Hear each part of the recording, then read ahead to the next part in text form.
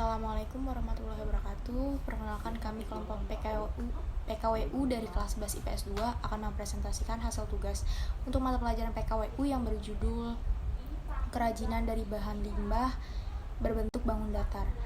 Sebelum kami masuk ke materi, izinkan saya memperkenalkan siapa-siapa saja anggota dari kelompok kami. Di kelompok kami terdapat 6 orang anggota.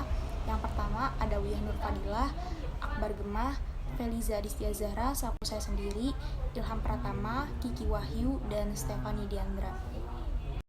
Sebelum saya masuk ke materi, di sini saya akan memaparkan 4 tujuan pembelajaran pada bab ini. Yang pertama, kalian mampu menjelaskan pengertian kerajinan limbah berbentuk bangun datar. Kalian mampu menjelaskan kerajinan sebagai bagian dari industri kreatif. Kalian mampu menjelaskan jenis karya berdasarkan dimensi. Dan kalian mampu menjelaskan media berkarya kerajinan limbah berbentuk bangun datar. A. Pengertian kerajinan dari bahan limbah. Kerajinan berbahan limbah merupakan salah satu alternatif untuk didayagunakan dan dimanfaatkan sebagai media berkarya seni. Limbah berada di sekitar kita sehingga mudah diperoleh dan berpeluang besar untuk dikembangkan sebagai karya seni. Limbah disebut juga dengan sampah. Sampah-sampah tersebut dapat berwujud plastik bekas, kaleng bekas, kain perca yang banyak kita jumpai di mana-mana. Kain perca dapat dimanfaatkan menjadi sebuah karya yang mempunyai nilai estetis atau keindahan dan nilai ekonomis. Apa itu limbah? Limbah adalah sisa suatu kegiatan atau usaha. Dalam pengertian lain, limbah adalah buangan yang dihasilkan dari aktivitas-aktivitas produksi, baik itu domestik maupun non-domestik. Jenis limbah berdasarkan sumbernya ada 2, yaitu limbah domestik dan limbah non-domestik. Limbah domestik adalah limbah yang dihasilkan dari sisa kegiatan rumah tangga, sekolah, pasar, dan tempat-tempat umum. Contohnya, botol plastik, sisa makanan, kaleng, air sabun, dan lain-lain. Sedangkan kalau limbah non-domestik adalah limbah-limbah yang dihasilkan dari industri, pabrik, perikanan, peternakan, pertanian, medis. Jenis limbah berdasarkan wujudnya terbagi menjadi 4. Yang pertama, limbah padat, limbah cair, limbah gas, dan limbah suara. Limbah padat yang berwujud padat dan umumnya kering. Contoh, limbah jenis ini adalah sampah, botol bekas, botol kaca, kertas, dan lain-lain. Sedangkan limbah cair, limbah yang berasal dari kegiatan yang berbentuk cair dan mudah larut ke dalam air. Contoh limbah cair diantaranya sisa deterjen air cucian, limbah air tinja, sisa zat pewarna kain, limbah pabrik produksi tahu, dan lain-lain. Limbah gas, limbah yang terdiri dari beberapa jenis senyawa kimia yang tercampur dalam gas. Contoh limbah gas, limbah nitrogen, limbah freon, limbah karbon monoksida, dan limbah sulfur oksida.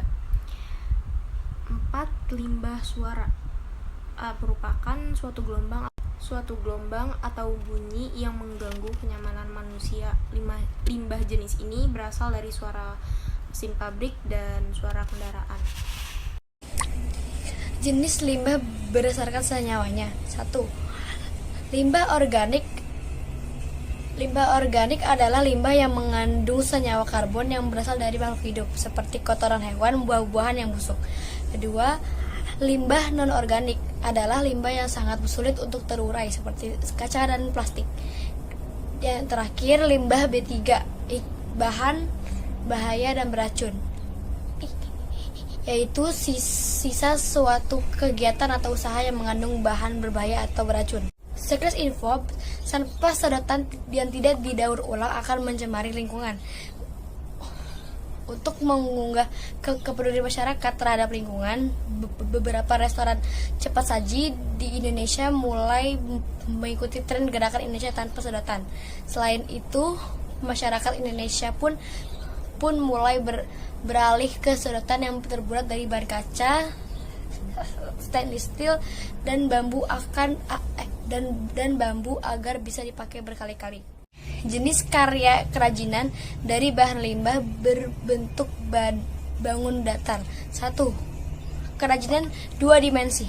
Kerajinan 2 dimensi merupakan kerajinan yang mempunyai ukuran panjang dan lebar sehingga memiliki luas.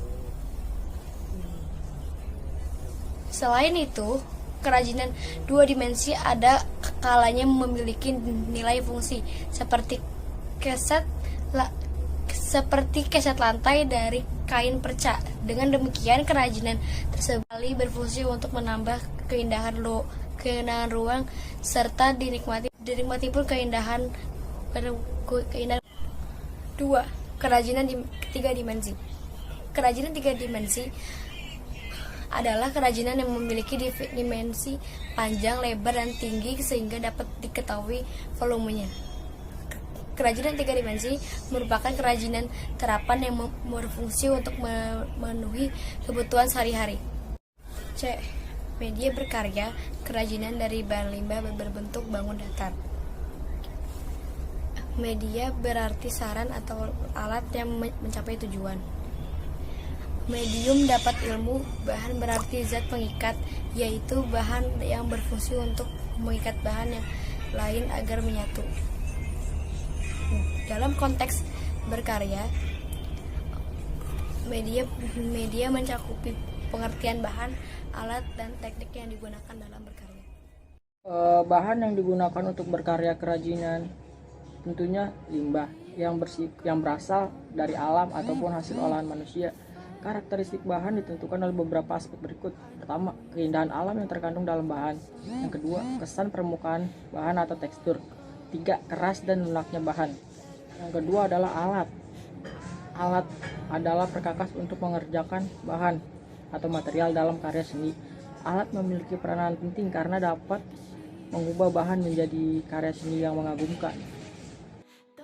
Yang ketiga adalah teknik. Teknik merupakan cara untuk memanipulasi bahan dengan alat tertentu. Teknik yang baik adalah cara berkarya yang disesuaikan dengan sifat bahan dan peralatan yang digunakan. Terdapat dua teknik dalam berkarya seni rupa. Yang pertama, teknik umum atau teknik ketukangan. Yang kedua, teknik khusus atau teknik artistik. Berkarya pada media kerajinan dari bahan limbah berbentuk bangun datar. Membuat kerajinan dengan menggunakan bahan limbah yang berbentuk bangun datar memerlukan media yang tepat. Hal tersebut bertujuan agar produk yang dihasilkan sesuai dengan nilai fungsi secara optimal. 1. Membuat kolase dari kain perca. Kolase berarti komposisi artistik yang dibuat dari berbagai potongan bahan seperti kertas, kain, kaca, logam, dan kayu yang disusun dan ditempelkan pada permukaan bidang pola atau gambar. Yang kedua, membuat hiasan dinding dari aluminium. Aluminium memiliki komposisi yang terdiri atas tembaga, silikon, dan magnesium. Bahan tersebut bersifat unik karena memiliki kesan kuno. Guna membuat hiasan dinding dari aluminium, bahan yang diperlukan adalah plat aluminium seperti yang terdapat pada kaleng minuman bekas. Kilas tokoh. Nurhandiyaji Takuba merupakan wanita kelahiran Banyumas, Jawa Tengah. Ia mampu mengolah sampah kulit kerang menjadi berbagai macam pajangan antik seperti vas bunga, lampu, piring, dan meja. Barang-barang tersebut cocok diletakkan sebagai hiasan di ruangan rumah dan memiliki nilai jual yang cukup tinggi. Kemudian ada langkah-langkah perancangan desain, produksi, biaya produksi, dan laporan kegiatan usaha. Perancangan desain.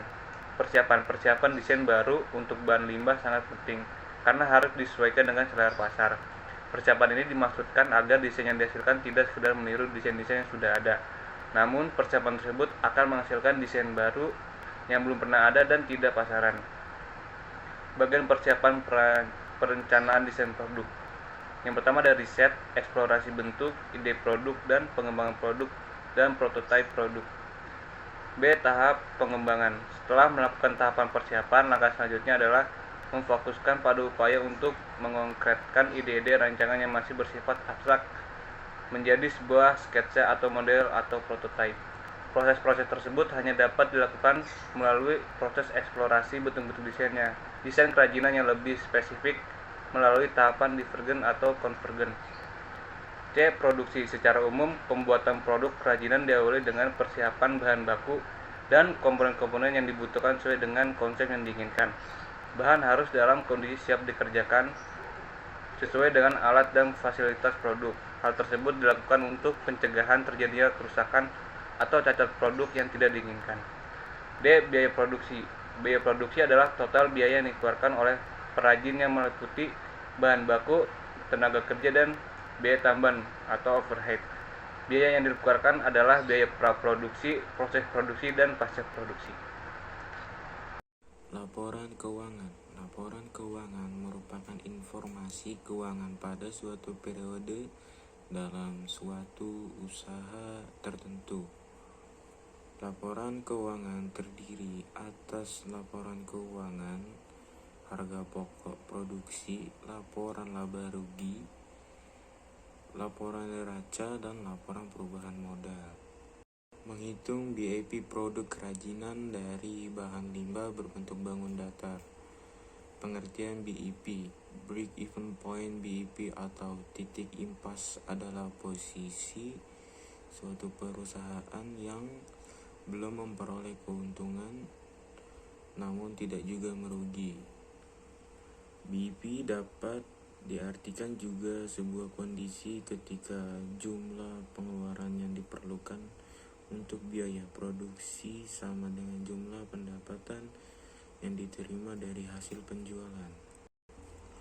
Komponen perhitungan BEP yaitu biaya tetap fixed cost, biaya variable atau variable cost, dan biaya penjualan selling price. Membuat kemasan produk menarik. Pengemasan merupakan tahapan puncak karena proses ini berkaitan dengan antara daya tarik suatu produk dan calon pembeli. Produk harus disajikan dalam kemasan yang atraktif secara komunikatif dengan memberikan informasi yang memadai mengenai keunggulan produk. Promo atau diskon pada suatu produk merupakan hal yang disukai oleh pembeli. Demikian, promo akan menarik perhatian calon pembeli. Pilih satu target pasar yang spesifik. Segmentasi dan lokasi pemasaran yang sesuai memungkinkan produk dapat terlihat secara optimal.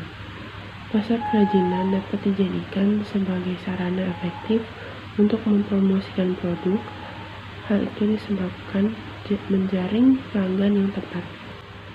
Memanfaatkan media online atau daring. Hampir sebagian masyarakat mempunyai gawai ataupun sel pintar. Seorang wirausahaan dapat melakukan promosi pemasaran dengan memasang iklan produk di website, marketplace, atau media sosial lainnya seperti Instagram, Twitter, Facebook. Jenis sarana promosi: periklanan atau advertising, promosi penjualan atau sales promotion, publisitas atau publicity, penjualan pribadi atau personal selling. Cukup sekian presentasi dari kelompok kami. Mohon maaf jika ada salah kata atau hal yang kurang berkenan. Terima kasih. Wassalamualaikum warahmatullahi wabarakatuh.